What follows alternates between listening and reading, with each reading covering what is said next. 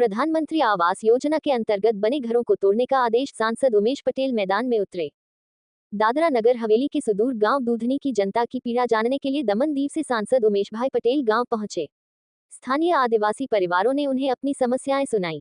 प्रशासन द्वारा प्रधानमंत्री आवास योजना के तहत बने घरों को तोड़ने की नोटिसें दी गई हैं। यह मामला सिर्फ दूधनी गांव का नहीं है, बल्कि ऐसे कई आदिवासी परिवारों का है जिन्होंने मेहनत से अपने सपनों का आशियाना बनाया और आज उन्हें घर खाली करने की धमकी दी जा रही है। इतिहास से धोखा, अब फिर अन्याय। मधुबन डैम के निर्माण के समय दूधनी, कांच, बिलहली जैसे गांवों के लोगों को अपनी जमीनें छोड़कर दूसरी जगह बसना पड़ा था। इन लोगों ने सालों तक अपने अधिकार के लिए संघर्ष किया और जब उन्हें प्रधानमंत्री आवास योजना के तहत घर मिला, अब उन घरों को ही गैरकानूनी बताकर तोड़ा जा रहा है। सरकार की नीति, पहले घर दो फिर छीन लो। प्रशासक द्वारा आवास योजना की तीसरी किस्त रोक दी गई है और अब घर गिराने की नोटिसें दी जा रही हैं। नोटिस में ये भी चेतावनी दी गई है कि अगर घर खाली नहीं किए गए तो कानूनी कार्रवाई की जाएगी।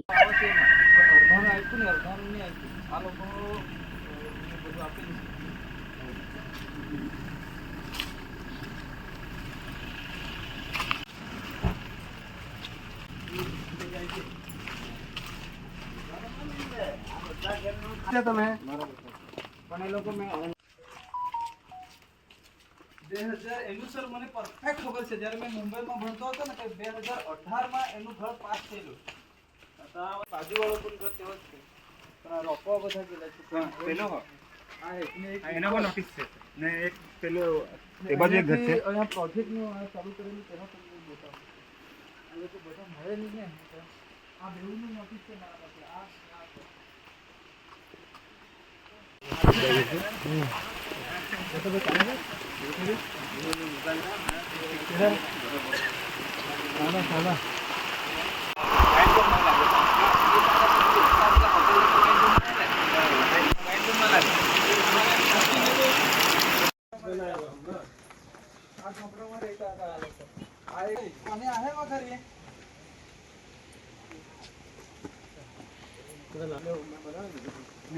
રિવરફ્રન્ટ પ્રોજેક્ટ આ ગ્રામ સભામાં વાંચનમાં નહીં લીધેલો આ લોકોના ઘેર બી ખાલી કરવા માટે એવું એવા દિવસો તો આવવાના છે 100% આ તો લખીને રાખ આ તો કેલ્ક્યુલેટ કર્યો ને ઇન્કમ છે ને હવે આપણે ઘરવેરાને સીટ જોવાની તો મળી જાય મારું ઘર તે જ કે નહીં બધું છે તે એમના ઘરનું તે આ હવારે મને આપી ગયો મારા પાસે 14 થી 15 છે દુકાન પર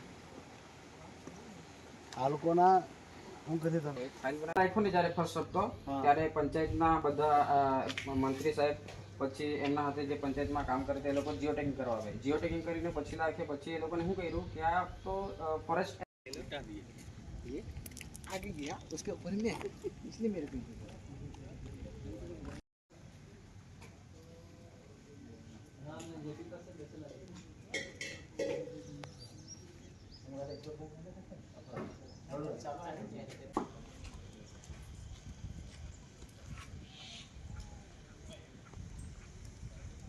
અમે લોકો દૂધની ચોકીપાડા ખાતે આવેલા હતા। એકચ્યુઅલમાં 3-4 દિવસથી દૂધની ચોકીપાડાથી ફોન આવતા હતા કે ભાઈ અહીં જે પ્રધાનમંત્રી આવાસ યોજનામાં 2018થી જે મકાનો પાસ કરાયા હતા પ્રધાનમંત્રી આવાસ યોજનામાં, જેમાં પ્રધાનમંત્રી નરેન્દ્રભાઈ મોદીજી જ્યારે સિલવાસની મુલાકાત આવ્યા હતા ત્યારે તેમને સર્ટિફિકેટ પણ બધા ઘણાને આપવામાં આવેલા હતા અને એક આ લોકોને જે પૈસા મળ્યા તે બદલ તે લોકોએ આ બધા ઘરો બનાવ્યા। એવી જ રીતે કોંચાબામાં બનાવ્યા, દાદરાનગર હવેલીમાં વિવિધ ઘરો બન્યા।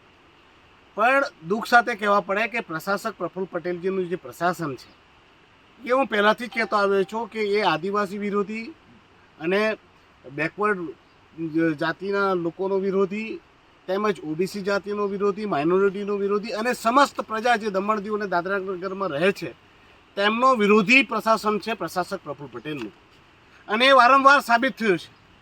આજે 2018માં આ લોકોને ઘરના માણસોને ઘર બનાવવા માટે ઇન્સ્ટોલમેન્ટ અપાયા અને આમાં તમે જુઓ તો 1,60,000 એટલે 2 ઇન્સ્ટોલમેન્ટ 80,000ના આ લોકોને અપાયા અને 2018 બાદ તે લોકોએ ઘર બનાવી દીધા અને 2025માં આ લોકોને નોટિસ આપવામાં આવી કે હવે તમારા ઘર જે છે એ ફોરેસ્ટમાં છે અને ડુબાણમાં છે તો તમારા ઘરો ઇલીગલ ગણાશે, જેથી આ ઘરો તમે તોડી નાખો અને પાછું શું કહેવાય રહ્યું છે, પડતા ઉપર પાટું કહેવાય છે કે આ જે પૈસા તમને પ્રશાસને ઘર બનાવવા પ્રધાનમંત્રી આવાસ યોજનામાં આપેલા, એ ઘરના પૈસા બી પાછા આપો, નહીં તો તમારા ઉપર કાયદેસરની કાર્યવાહી કરવામાં આવશે. એ કોણ કહી રહ્યું છે? પ્રશાસક પ્રફુલ્લ પટેલનો પ્રશાસન.